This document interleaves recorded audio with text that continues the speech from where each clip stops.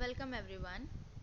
So today we are going to discuss about the topic, can matter change its state? So we know that if a substance, if it is in solid state, then it changes into liquid and then to gas.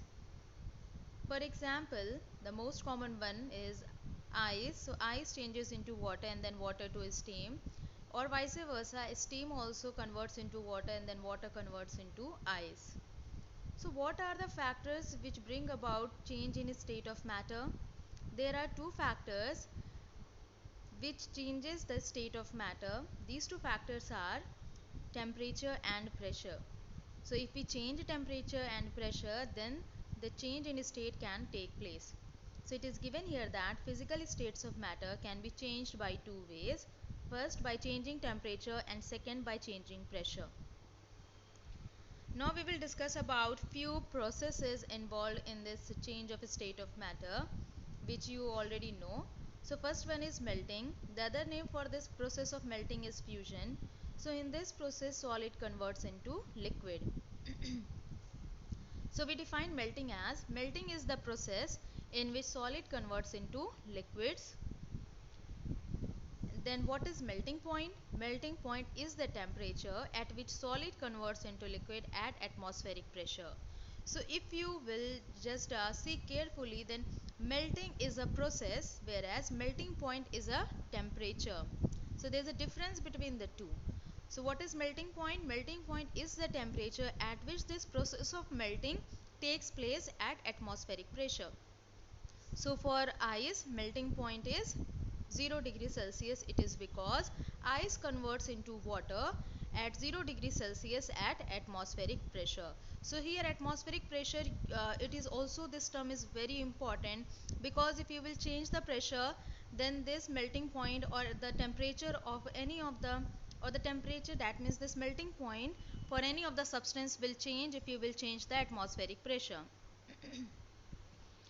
Now the second one is boiling. The other name for this process of boiling is vaporization. So in this process, liquid converts into gas. So boiling is the process in which liquid convert into gases. So this boiling, it is the name of a process, whereas again we will discuss about boiling point. So what is boiling point? Boiling point is a temperature at which liquid converts into gas at atmospheric pressure.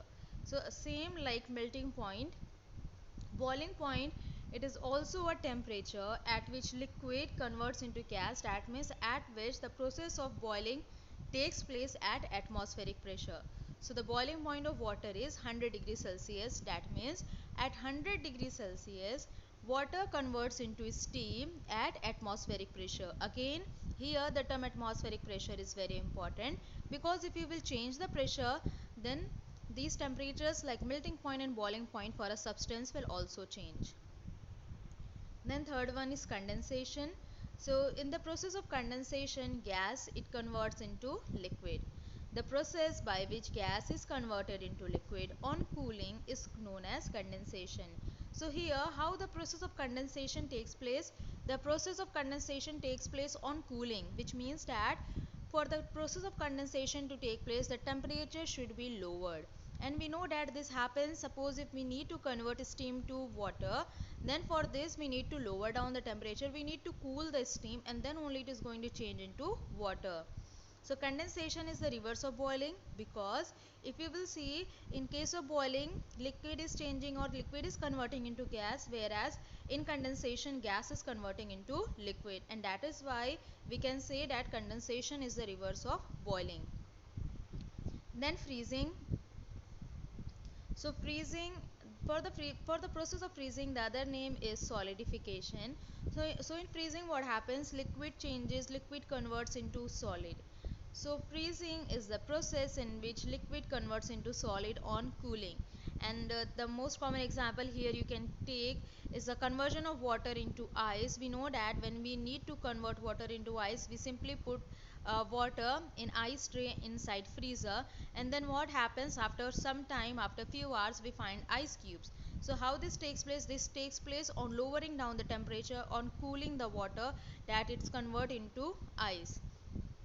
Now freezing is the reverse of melting. Again, it is because in process of melting solid converts into liquid, whereas in process of freezing liquid converts into solid.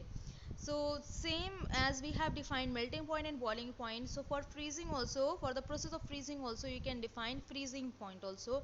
That means the temperature at which liquid converts into solid at atmospheric pressure. For example, if I am saying that freezing point of water is 0 degrees Celsius, which means that at 0 degrees Celsius water, it converts into ice at atmospheric pressure.